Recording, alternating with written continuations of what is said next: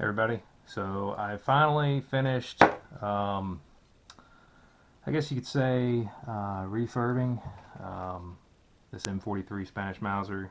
This will be, I guess you could say, the last in this series of refurbishment for this M43. Just wanted to show you some of the pieces real quick after I got finished with them. Here's the mag housing, trigger guard. A few items of interest I wanted to make note of on this thing. I never was able to get this floor plate to drop. It is completely seized up in here. I'm assuming it's probably rusted in there, as you can tell probably from the pitting right here. But that being said, that's one piece I just couldn't get apart. Also took the butt plate off. A couple things about this butt plate. It probably looks a lot better on the camera than it does here. It's slathered in oil right now. So one of the things I did, because there was so much rust on the backside here, I just took a wire brushing wheel to it, took it down to the bare metal, and then used I believe it's a Birchwood Casey cold bluing paste. Actually works. It's pretty easy to use. You can get it, I think, from Midway and Brownells. But the way it works is you take it down to the bare metal, clean it really good. There's simple instructions on the bottle, and then you apply the paste, let it sit. I think for at least a minute. I think it may be longer than that. You have to read the instructions, but anyway, then you kind of rinse it off with cold water to deactivate that chemical reaction that's taking place, and then you just oil the parts really well. Here is the bayonet lug. It turned out really nice, actually, a lot better than I expected. Once again, I've slathered everything in oil, just because, if there's any bad rust going on, I want to stop it in its tracks. Here's the your butt plate screws. I reblued the tips of them a little bit. I took the cleaning rod retainer out. I was actually able to pry that out of the stock. You can probably notice there's a little bit of pitting on it, but it doesn't look bad. That pin actually goes to the bayonet plug. Anyway, some other notable items of interest. This front barrel band, it was pitted pretty bad internally. You guys probably can't see it. I know I'm not doing it justice. But I decided just to kind of smooth this out on the inside, just oil it really well. I'm just going to put it back together. The rest of the stuff here, all these pins, all these, screws, everything else, just gave it a really good coat of oil. One of the things I did want to mention is before, and I think it was part 2, maybe it was part 3. I don't even remember. The videos are starting to run together. This is my original stock. That came with this one from Hunter's Lodge. This is one that I got from Numrich Gun Parts. I showed you, how to clean those up, using some mineral spirits. It turned out really nice. And then what I did is I just took a little bit of boiled linseed oil, just gave it a good coat. But that being said, ultimately, I had a replacement M43 upper handguard. Now the problem is, even though I cleaned this and recoated it, treated it with boiled linseed oil, as you can tell, the colors. I'm just going to kind of lay these so you can kind of see. It's noticeably lighter than this replacement stock. So one of the things I decided, at least for the time being, I'm just going to take this Hunter's Lodge stock that has this crack in here with the repair, and I'm just going to put it back in this stock. Now, I'm not going to bore you guys to tears with putting this thing back together on camera. So basically, I'm going to come right back after I assemble this, show you guys the finished product, and maybe in another video, get this thing out and punch some paper with it, kind of see whether whether or not it's accurate. But of course, the biggest thing is, I got to get a set of headspace gauges just to check it, make sure it's safe. So anyway, there you have it. Like I said, a lot of these parts, even like the barrel band. These are really hard to find for the M43 for some reason. Um, if you guys know of another one, just that'll fit from another variant Mauser, just let me know in the comment section below, and everybody else know that happens to have one of these that's trying to do refurb videos. That would be extremely helpful. Um, so anyway, I'm going to cut the video here. I'm going to come right back, show you guys the finished product after it's assembled.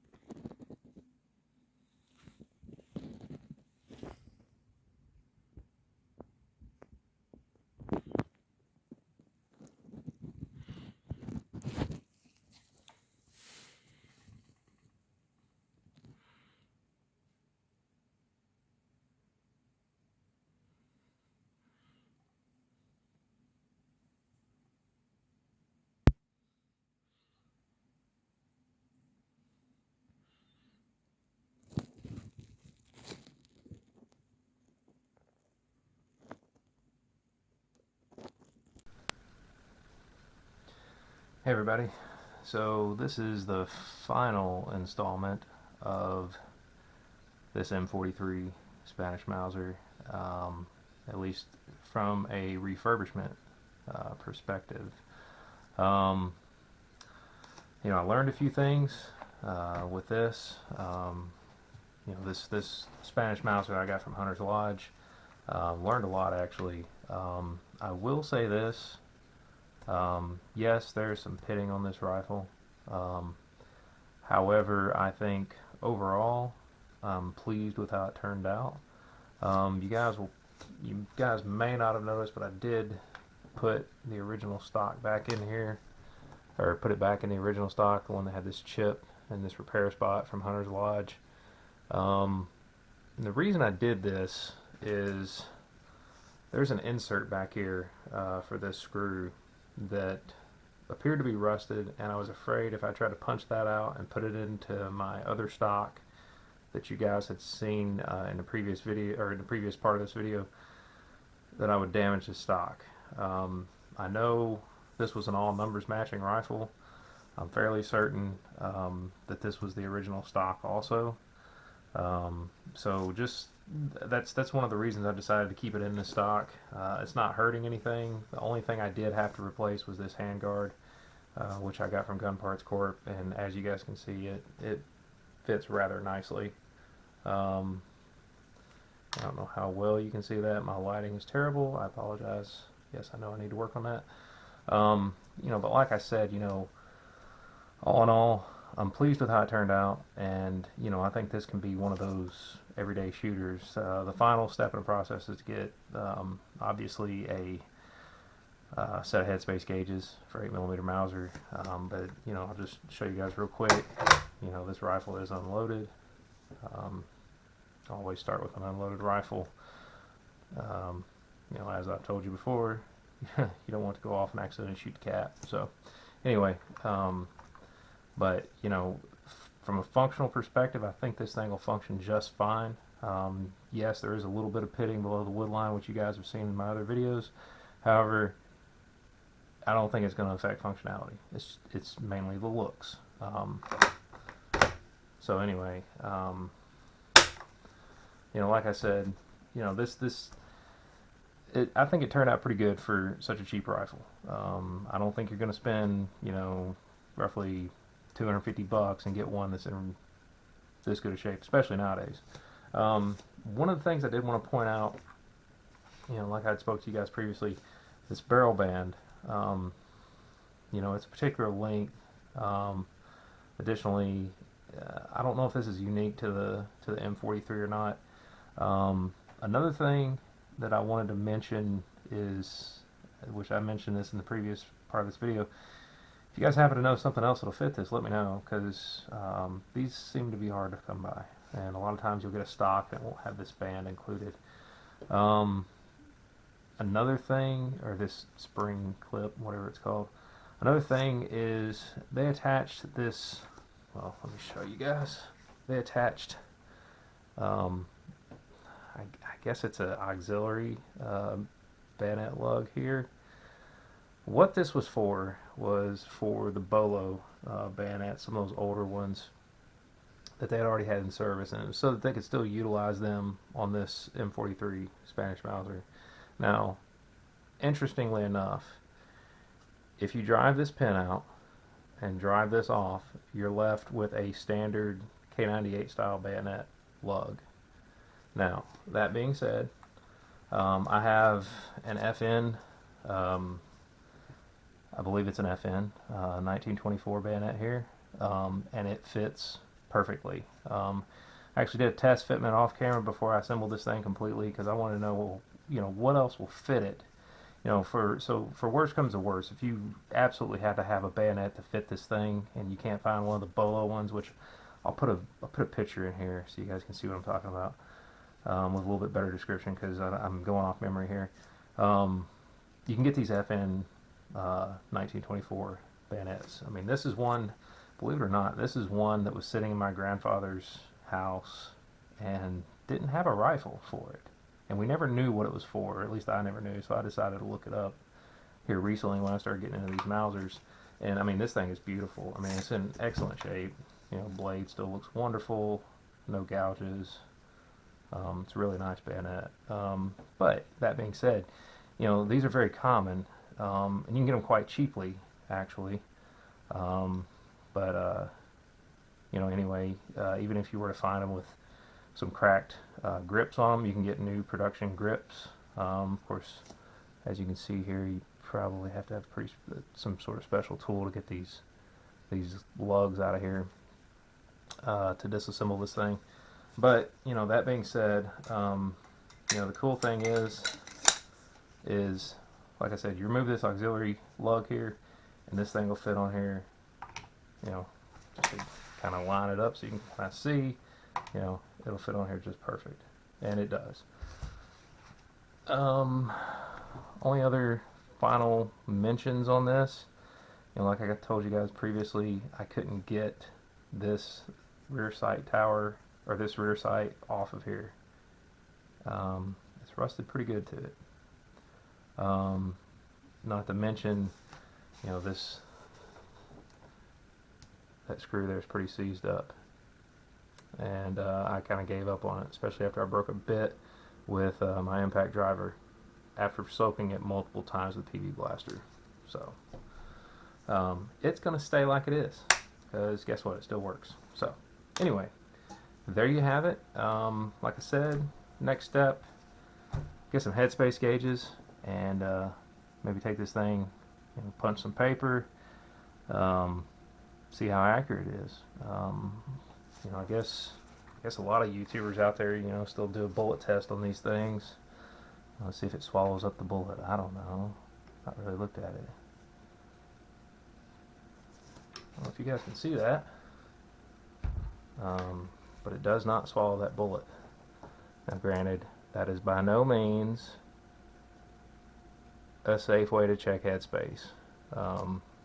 Might give you a little bit of a ballpark in terms of how wore out your barrel is, but the only real way is to get a set of headspace gauges and check it properly, which I intend on doing, especially before I shoot it. I don't care what anybody says. I'd rather be safe than sorry, and I'd rather my kids not be without a father. So anyway, so there you have it. By the way, Hunter's Lodge is running a special on some fixer uppers of these for $98 a piece.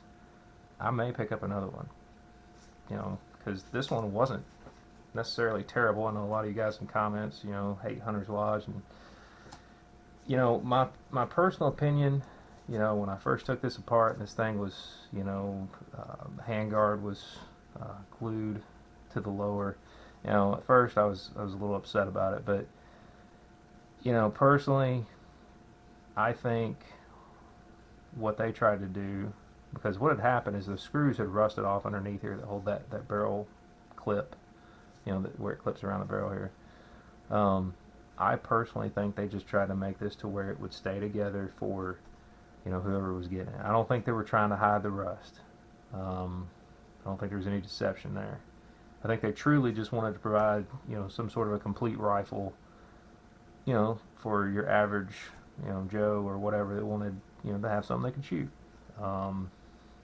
That's my personal opinion. You guys will probably roast me in the comments for that, but you know, that's just my opinion on the matter. That being said, you know, I know they got a bunch of these. I know they got a bunch of the 7mm ones as well. I think those are the 1916s. I'm not sure. But anyway, you know, for $98, even a barreled action is worth $98. I don't care who you are. But you know, if you like doing the kind of stuff like this, like I do, you know, it's a fun hobby. You know, even if it takes, you know, some hours of work. That being said, really considering getting a 1950 model 1950 Columbian Mauser that's chambered in 30-06. As a matter of fact, put in an order for that. Hopefully, you know, get that pretty soon. Do an unboxing on it, maybe the next video. I don't know. Show you guys. See what comes out of it. I will mention this: if you're gonna get anything from Hunter's Lodge, follow military surplus carbine collector. Follow his advice. Talk to James. Call up Hunter's Lodge. Ask to speak to James, and he'll give you a you know, pretty clear answer on condition of these rifles. And you know, he will try to help you if you're looking for something in particular. You know, within reason. I mean, you're not going to get something that's absolutely perfect and wonderful. But anyway, that being said, you know, you guys take it for what it's worth. You can get some of these if you want. If not, you know, I understand. If you guys like this video, you know, like and subscribe, share with your friends. It helps grow the channel so I can keep, you know, bringing you guys content like this. You know, this is just something I love to do. You know, like I said, you guys like it, hit the like and subscribe button, share it with your friends. Kind of helps get it out there to a wider audience, helps the YouTube algorithms and such. So anyway, you guys take care. Have a happy Thanksgiving, and we'll see you next time.